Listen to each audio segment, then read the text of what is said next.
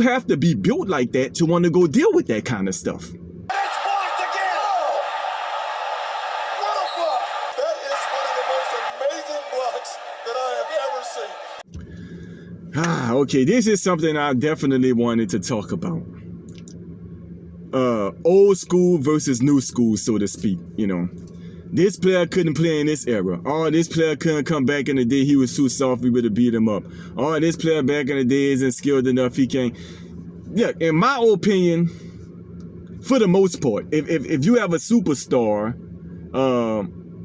let's say from 1980 all the way up until 2023, our current year, I think anybody who was considered like a real superstar, one of the top players in the league, for the most part, I think pretty much all of them would be able to play in any era.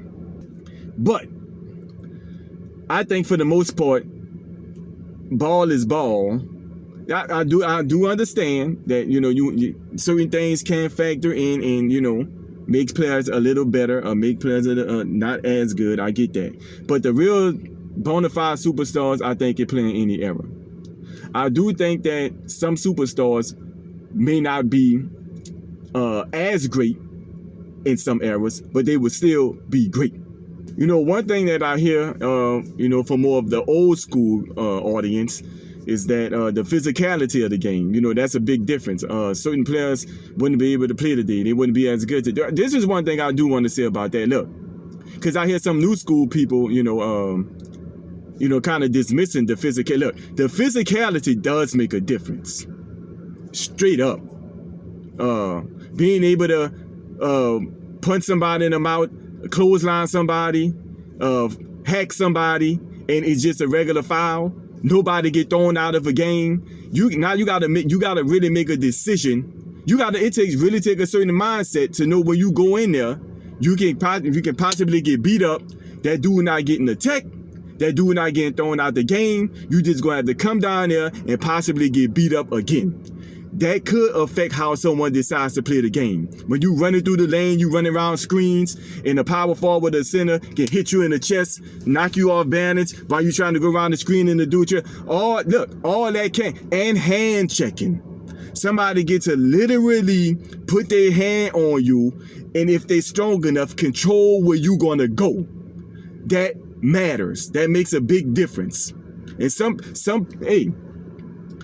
people today, even if they may be great, but they may not be as great if they had to deal with all that physicality all the time, 82 games a season. And that's just the culture. And there's not going to be no bailout.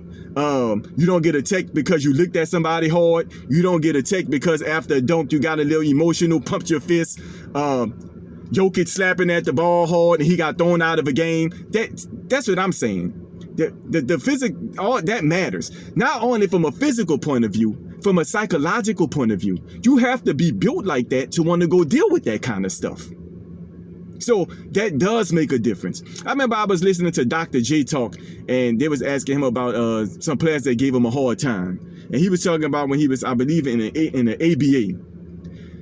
He was talking about these two dudes who gave him the hardest time. And the reason why he said they gave him the hardest time is because they was hand checking him. He said he still got he averaged like 28, but you know, they would hold him to like 24. But he said they hand checked him so hard that he had a mark on his body from being hand checked by them. Think about that. Come on, that can impact someone's game. So yes, do not discredit the physicality being a thing. That's real. Now, some of the things that I hear from more of the new school audience is that, oh man, you know, the athletes are bigger, stronger, faster today. The game is way more skillful today. Them old school players can't play today. I mean, come on, man, get out of here. Well, let me say something about that. First of all, people been super athletic. That ain't nothing new. It's not. The first dunk contest in NBA history was in 1984. You have to be at like the top 1% of the world in athleticism to really compete in the NBA dunk contest. These are not normal. And this has been going on for like 40 years now. And the only people, and it's not like every athletic dude in the NBA was in a dunk contest. You've been had incredible athletes in the NBA. You've been had Dominique Wilkins. You've been had Clyde Drexler. You've been had Michael Jordan. You've been had Dennis Rodman. You've been had big men who can move, like Charles. Remember Charles, watch them old clips of Charles Barkley getting that rebound, pushing it up the court like a guard. Look like he running about a 4.5 in the 40, then come down the lane and two hands jam that thing. Nobody no more getting his way. Elijah Wan been running up and down. This Larry Nance, 6'10", running, jumping out. John Sally, role player, jumping high, running. Look, these 6'11" tall dudes, but this ain't new. I'm sorry. James Worthy was 6'9", running the break like a guard. Statue of Liberty don't. This is really not, I'm telling you. All right, it's not. You've been had freak of nature type athletes 40 years ago playing in the NBA. And I just named a few. I can name more, but I don't want to just carry on and on. Look at Shaq. Shaq came in the league in 92. That was 31 years ago. Freak of nature. Now, I will say that as far as skillfulness, as far as like dribbling, shooting, crafty scoring ability and stuff like that, advanced moves and innovations as far as like you got sidestep scoring, you got people of multiple positions being able to do that. At one point it would pretty much predominantly be a guard who was doing that type of stuff, right? But now you got people who's the size of Kevin Durant. What Kevin Durant, 6'11", something like that. This new dude, this little youngster, Yamba, the guy 7 foot, but you're definitely seeing that way more often today. So from a offensive scoring type of thing, the skill set is more advanced. But since when does skill set mean better?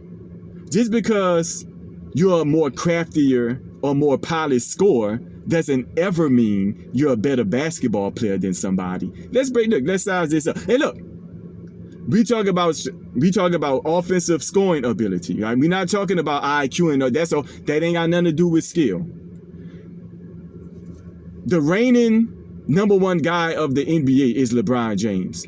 A lot of people say that LeBron is not the most polished scorer that there is. You got a lot of people, Kevin Durant, Carmelo Anthony, Kyrie Irving. You can easily say pure one-on-one polished bucket getting, they're much better than LeBron. But who's been considered the best player and who's in the running for arguably the greatest player of all time? Once LeBron kind of, people start saying, okay, maybe somebody is starting to be surpassing LeBron. Who it is? Giannis. Nobody's considered Giannis to be one of the most skillful players in the league. But I think more often than not, he would be considered #1. Not unanimously, but I think he'll get more #1 votes. Not the most skillful player in the world, right? Skill is valuable, but you don't need being more. Skill is needed, but just because someone is more polished as an offensive scorer doesn't mean that person is automatically a better player, and doesn't mean that just because they might not be as polished as someone offensively today, that they couldn't come from back in the day and play today. Prime example, Rudy Gobert.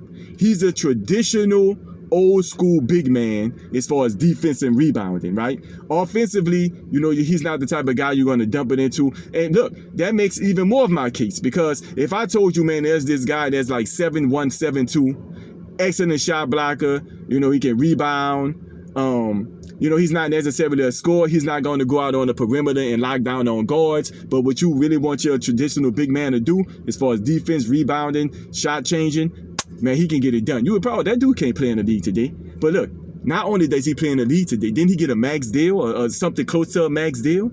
So we're not talking about somebody who's a 12th man on the bench and not playing, and I gave a bad example. I gave a great example of somebody who's a traditional, old school role player big man, who's one of the highest paid people in the league today. So how couldn't a Shaq, Shaq, Ewing, Elijah Wan, they couldn't play today? Now, if Rudy Gobert is able to have a great career today and be a impactful player today, how can't they do it? Come on, that's what I'm saying. It ain't all when you put too much emphasis on skill, that the view get tainted. Skill ain't everything. And Giannis. They are physical mismatch problems. They don't have to be as nice with the handle in a step back as Kyrie, who's to me one of the most polished scorers of all time, regardless of position, right? LeBron and Giannis, they are big, they are tall, and they can do guard stuff good enough. They ain't got the nastiest handle, but they dribble good enough to get it done. They can take it off the board, push it full court, swerve through people, get it done. LeBron got a good enough jumper to get it done. And the ultimate thing is, okay, I'm not as super polished as a Durant offensively as a scorer, but who you gonna put on me, right? Because I can do guard stuff with my size. You put your big on me, he's too slow. You put your guard on me, he's too small. They just physical mismatch problems, and it still allows them to be effective as far as doing what people can consider to be the skillful scoring stuff. Not to mention, like I said, this conversation not about that, but not to mention their motor, their IQ, their drive, stuff like that. That's their leadership. That's a whole different thing. See, those things combined with skill is really what start making a player. You can just be a useful player in some way, shape, or form, and not necessarily be the most skilled. Because I can name you some skillful players, and they have less skillful players who I would consider to be more useful players than these skillful players. Just like a player being versatile. That's good, but just because who ain't more versatile than Shaq? Right? Shaq wasn't a shooter. He wasn't a good free throw shooter. He only played around the rim. He didn't step out and check guards. And he's a top 10 player of all time, in my opinion, and pretty much almost everybody's opinion that you ask. He's more impactful as a player than those people who are more versatile and skillful than him. Which lets you know, just because somebody is more skillful than you, don't mean that they're a more impactful player than you are and have more of an impact on winning than you do. So you can't overemphasize skill, although it is have some level of importance. It's certainly not even close to being the end all. And I think that's how a lot of people view skillfulness. It needs to be kept in its proper perspective.